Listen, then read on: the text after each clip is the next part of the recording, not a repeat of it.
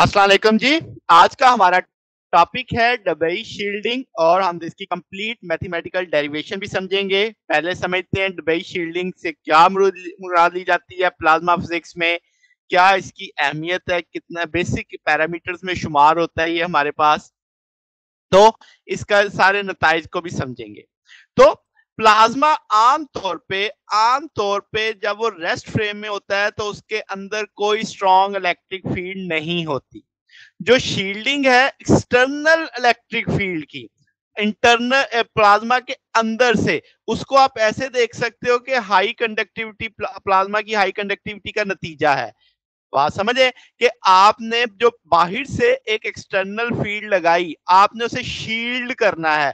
कौन करेगा? प्लाज्मा के अंदर से शील्डिंग होगी। तो वो कैसे होगी उसे हम हाई प्लाज्मा कंडक्टिविटी के मायनों में देखेंगे। इस बात को डिटेल में समझते हैं। तो इलेक्ट्रिक करंट हम कहेंगे जनरली फ्लो करता है फ्रीली प्लाज्मा से, जहां पे आपके पास शॉर्ट आउट होता है इंटरनल इलेक्ट्रिक फील्ड से। मगर हम इसे देखेंगे किस तौर पे? शील्डिंग एज डाइलेक्ट्रिक फिनोमेना के तौर पे। अब ये क्या मुराद है? तो इस जो फिर मैंने बात लिखी, इसका मतलब है कि पोलराइजेशन होगी प्लाज्मा मीडियम की। पोलराइजेशन का मतलब समझते हैं ना कि पॉजिटिव एक तरफ, नेगेटिव एक तरफ। अब हम जानते हैं प्लाज्मा क्या होता है, न्यूट्रल होता है। उसमें न्यूट्रल पार्टिकल भी हैं, इलेक्ट्रॉन भी हैं, पॉजिटिव आयंस भी हैं। तो वहां पे अब पोलराइजेशन होने जा रही है ताकि बाहर से लगने वाली एक एक्सटर्नल फील्ड को शील्ड किया जा सके। तो अब इसका मतलब जब हम लफ्ज पोलराइजेशन का बोलते हैं तो रीडिस्ट्रीब्यूशन होती है स्पेस चार्ज की। तो आपके पास इस तरीके से हम जो एक्सटर्नल फील्ड को प्रिवेंट कर लेते हैं, रोक लेते हैं। तो कितनी लेंथ तक, जो करेक्टरिस्टिक लेंथ होती है जिस पे शील्डिंग आप कर लेते हो, जिस जहां तक यानी वो प्लाज्मा के अंदर वो हिस्सा, वो आपके पास जहां पे आप उस सारी एक्सटर्नल फील्ड को रोक पाते हो, उसको हम डबई लेंथ बोलते हैं।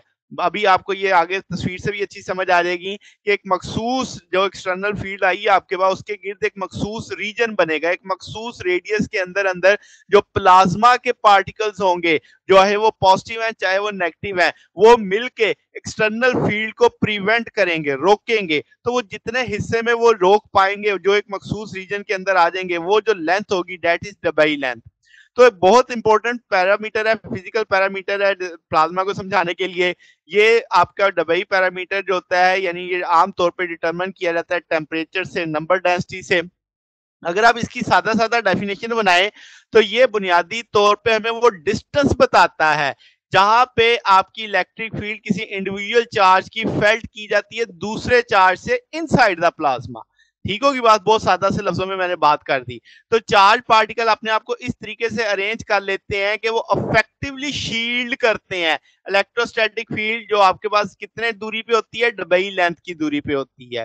ठीक है। तो ये जो शील्डिंग है इलेक्ट्रोस्टैटिक फील्ड की, हम कहेंगे ये नतीजा है collective effect of plasma particle, यानी प्लाज्मा के पार्टिकल मिलके वो जो एक्सटर्नल फील्ड को है उसको एक मखसूस डिस्टेंस के अंदर अंदर शील्ड कर लेंगे। ठीक है। अब अगर आप इस बात जितनी बातें की है इसको जरा एक डिटेल एग्जांपल से समझते हैं। लेट्स से हमने एक सिंगल पार्टिकल इंसर्ट किया प्लाज्मा के अंदर, जिसे हम टेस्ट पार्टिकल कहेंगे। तो टेस्ट होने के नाते इसके चार्ज को मैं क्यू टी कह देता हूं। अब क्यू टी जब तक हमारे प्लाज्मा के अंदर नहीं गया था तो हमारा प्लाज्मा अनपर्टर्ब्ड था, यानी आपके पास एक यूनिफॉर्म उस न्यूट्रल वे में था। तो अगर हम इस अपने अलजबरा को सीधा रखें, ये जो पार्टिकल मैंने इंसर्ट किया है इसके कोऑर्डिनेट समझो, आपका ओरिजिन जो है वो हमारे टेस्ट पार्टिकल का ही है जहां पे हमने उससे रखा है। तो इंसर्ट करने से पहले प्लाज्मा का पोटेंशियल कितना था? 0, क्योंकि आपने पढ़ा हुआ है कि जितने पॉजिटिव उतने ही क्या है? नेगेटिव। तो इसका मतलब आपके पास आयंस और इलेक्ट्रॉन्स की डेंसिटी नियरली इक्वल आपने मानी हुई है। ये हमने शुरू स्टेटमेंट में पढ़ लिया था जब प्लाज्मा शुरू किया था। तो आपके पास आयंस और इलेक्ट्रॉन परटर्ब्ड है, तो इसकी इंटरेक्शन आपके पास क्या है? टेस्ट पार्टिकल के साथ अब हम देखने वाले हैं। तो क्या होगा? वो पार्टिकल जिनकी पोलैरिटी क्यू टी जितनी होगी, जो पार्टिकल हमने इंसर्ट किया है वो रिपेल हो जाएंगे, और जो अपोजिट पोलैरिटी वाले हैं वो अट्रैक्ट हो जाएंगे। तो ये जो स्लाइट डिस्प्लेसमेंट आई है रिपल्शन और अट्रैक्शन की वजह से, तो प्लाज्मा के अंदर क्या बनेगा? एक फाइनाइट पोटेंशियल बनेगा।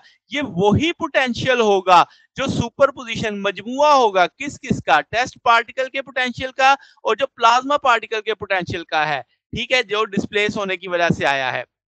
अच्छा, तो ये जो स्लाइड डिस्प्लेसमेंट है प्लाज्मा पार्टिकल की, ये बुनियादी तौर पे शील्डिंग होगी या स्क्रीनिंग होगी किसकी? टेस्ट पार्टिकल की, क्योंकि ये जो डिस्प्लेसमेंट है ये उसके इफेक्टिवनेस को कम करने की कोशिश करेगी। जो पार्टिकल हमने बीच में डाला है, जैसे आप इस तस्वीर में देख सकते हैं कि आपने एक पॉजिटिव आयन इंडक्ट किया, जब ये प्लाज्मा के अंदर चला गया तो इसके इर्द गिर्द इलेक्ट्रॉन इकट्ठे होने शुरू हो गए, तो जो नेट रिजल्ट था नेगेटिव का वो क्लाउड की सूरत में आ गया उसके टेस्ट पार्टिकल के इर्द गिर्द। तो आप देखोगे कि जो टेस्ट पार्टिकल है अब उसके गिर्द एक चूंकि नेगेटिव का क्लाउड बन चुका है, तो इसका जो पोटेंशियल होगा टेस्ट पार्टिकल का, और आपके पास अब वो बैलेंस हो रहा होगा किसकी वजह से? अपोजिट पोलैरिटी की वजह से, टेस्ट पार्टिकल की वजह से।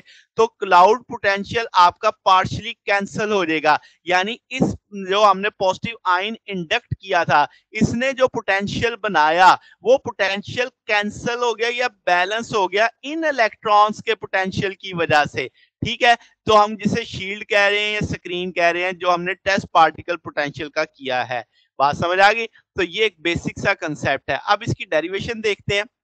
लेट्स से हमारे पास प्लाज्मा है जिसमें हमने दो बॉडीज रखे हुए हैं जो कि पॉजिटिव और negative terminal of the battery से कनेक्टेड है। पॉजिटिव चार्ज क्रिएट हो जाएगा एक बॉडी पे, दूसरे पे कौन सा हो जाएगा? नेगेटिव, और ये प्लाज्मा के अंदर है, तो इलेक्ट्रिक फील्ड आपके पास क्रिएट होगी from point positive to negative, जैसे आप इस तस्वीर में देख सकते हैं। अब क्या होगा कि आपके पास जो प्लाज्मा के अंदर पॉजिटिव थे वो उस नेगेटिव बॉडी के गिर्द इकट्ठे हो गए, और जो इलेक्ट्रॉन थे वो पॉजिटिव बॉडी के गिर्द इकट्ठे हो गए। तो एक मखसूस रीजन के अंदर अंदर वो एक दूसरे के, इसका जो नेगेटिव का पोटेंशियल है उसे बैलेंस करेंगे, इस पॉजिटिव के गिर्द जो पोटेंशियल होगा उसको ये इलेक्ट्रॉन बैलेंस करेंगे। तो वो जो दूरी होगी उसे हम कहेंगे, जो डिस्टेंस बनेगा जहां तक वो बैलेंस कर पाएंगे, डबई लेंथ कहलाएगी। लेट्स से हमारे पास डबई स्फीयर हम देख लेते हैं जिसका रेडियस आर मान लेते हैं।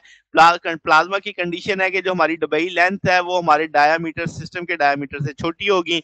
तो लेट्स से इलेक्ट्रोस्टैटिक फोर्स जो नेट लग रही होगी एफ बराबर आ जाएगा क्यू ई, ये जो इलेक्ट्रिक फील्ड की फोर्स थी, माइनस डेल्टा पी जो आपके पास बाहर से पार्टिकल्स इकट्ठे हुए उसके।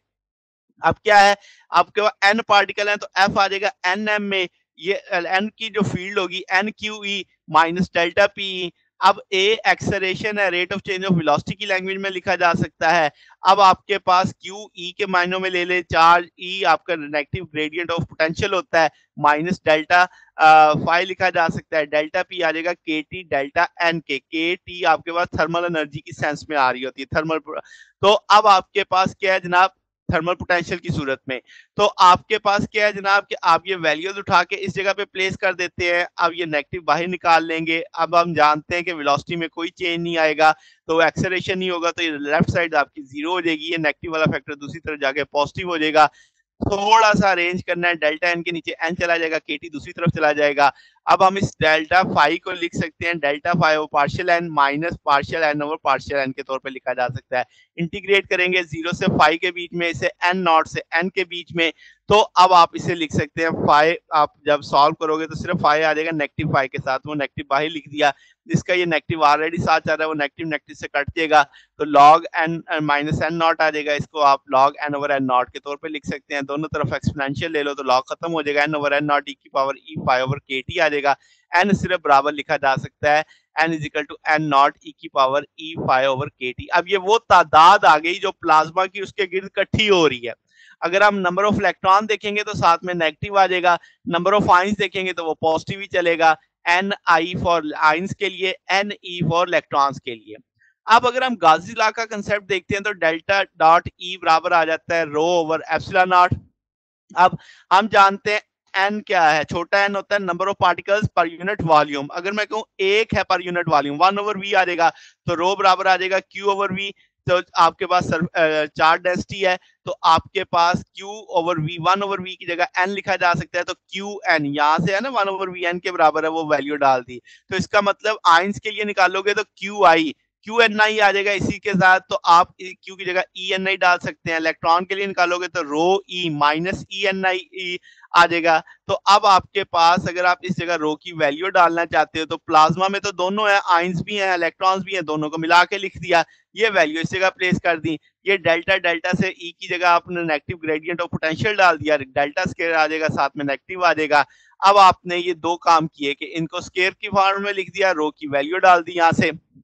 अब आप क्या कर सकते हो, ई कॉमन ले लोगे, नेगेटिव भी कॉमन ले लो, तो एन ई माइनस एन आई आ जाएगा। अब आपके पास एन ई की वैल्यू भी है, एन आई की वैल्यू भी है, ये दोनों वैल्यूज उठा के आप इस जगह प्लेस कर दो, वो वैल्यू प्लेस कर दी।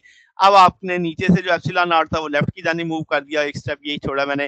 तो अब क्या है जनाब कि आपके पास क्या होगा, ये एप्सिलॉन नॉट दूसरी तरफ आके डिवाइड हो जाएगा, इसमें से आपने एन नॉट भी कॉमन ले लिया है। ये आप सीरीज एक्सपेंड कर सकते हैं, ई की पावर माइनस ई पाई ओवर के टी, आप इसे सीरीज को ओपन करोगे, इसी तरीके से पॉजिटिव वाली सीरीज ओपन करोगे, ये दोनों वैल्यूज उठा के इस जगह लगाई जा सकती हैं। वो दोनों वैल्यूज मैंने प्लेस कर दी, ब्रैकेट ओपन करेंगे, ये सारा फैक्टर नेगेटिव में चला जाएगा। अब ये चीजें कट जाएंगी आपस में, सिर्फ ई phi over k T E आ जाएगा और minus E phi over k T I आ जाएगा। तो इस पैटर्न पे आप इसे लिखने वाले हैं, ठीक है। तो अब आपके पास क्या है जनाब कि जब आप इसको ओपन करेंगे तो आप नेगेटिव कॉमन ले लो, नेगेटिव कॉमन लेके बाहर चला जाएगा, फाई इधर से कॉमन ले लो, तो ये 1 over k T E plus 1 over k T I ये आपका के बी टी के बराबर आ जाएगा। तो इसे आप इस तौर पे रिप्लेस कर सकते हैं 1 ओवर के बी टी के तौर पे, और अब आप इस जगह से क्या निकाल सकते हो कि ये सारी चीजें ज़रब खा जाएंगी, e square N naught epsilon naught के बी टी फाई के तौर पे आ जाएगा। ये जो फाई के साथ लिखी हुई चीज है सारी की सारी, आप इसे मानते हो कि ये चीज सारी अगर आप देखो तो मैंने इसी को उल्टा के लिखा है, एप्सिलॉन नॉट के B T E square N naught के ऊपर स्केयर रूट डाला है, ये सारी चीज कहलाती है डबई लेंथ, लैम्डा डी के तौर पे देखेंगे इसे, तो लैम्डा स्केयर ले लेंगे तो इसका स्केयर रूट खत्म हो जाएगा। अच्छा, तो यहाँ पे देखो तो ये उल्टा लिखा हुआ है, तो 1 ओवर लैम्डा स्केयर आ जाएगा, यानी ये चीज उल्टा के लिखी हुई है ना, 1 ओवर लैम्डा स्केयर आ जाएगा, ऊपर ले जाएंगे तो -2 आ जाएगा, ये नेगेटिव दूसरी तरफ जाएगा तो पॉजिटिव हो जाएगा। जब आप इस इक्वेशन का जनरल सोल्यूशन लेते हैं तो 5 बराबर आ जाएगा ए पावर एक्सपोनेंशियल लैम्डा डी की इनवर्स एक्स के साथ आ जाएगा, और बी की पावर माइनस लैम्डा डी की माइनस एक्स के साथ आ जाएगा। ये इनवर्स नीचे जाके पॉजिटिव हो जाएगा, ये इनवर्स नीचे जाके पॉजिटिव हो जाएगा। अब अगर हम इसकी वैल्यू निकालना चाहें, एक्स 0 पे 5 फाई नॉट है, जैसे आप यहाँ पे देख सकते हैं, तो आपने वो वैल्यूज प्लेस कर दी, तो ए फाई नॉट बराबर आ गया ए प्लस बी के। एक्स इनफाइनाइट पे कितना है, 5 0 है, यानी इलेक्ट्रिक पोटेंशियल 0 हो जाएगा। तो अब आपके पास क्या है जनाब के ये वैल्यू 0 प्लस करके ए के बराबर ए 0 हो गया, इसका ना ऊपर वाले फैक्टर से आप ए 0 करके बी की वैल्यू निकाली जा सकती है, बी फाई नॉट के बराबर है। अब आपके पास ए 0 है, बी फाई नॉट है, वो वैल्यू यहाँ पे प्लेस कर दो, वो वैल्यू ये प्लेस की तो ये रिजल्ट आ गया। तो ये phi is equal to phi naught e की power minus x over lambda T, ये डबई पोटेंशियल कहलाएगा। फिर आपके पास जो क्राइटेरिया है डबई पैरामीटर्स जो कहलाते हैं, वो अब आपने डबई लेंथ निकाली थी, उसमें एन नॉट अगर 10⁻19 पर मीटर रखें तो लैम्डा डी बराबर आ जाता है 10⁻⁻2 सेंटीमीटर, ये एक एग्जांपल के तौर पे। तो डबई लेंथ यहाँ से फार्मूला देख के क्या पता लगता है, इनवर्सली प्रोपोर्शनल है न्यूट्रलाइजेशन के। क्या मतलब, जितना स्मॉलर स्फीयर होगा तो न्यूट्रलाइजेशन ग्रेटर होगी, एन नॉट के साथ ना ये देखते हैं इनवर्सली चल रहा है। तो आपके पास डबई लेंथ डायरेक्टली प्रोपोर्शनल है टेम्परेचर के।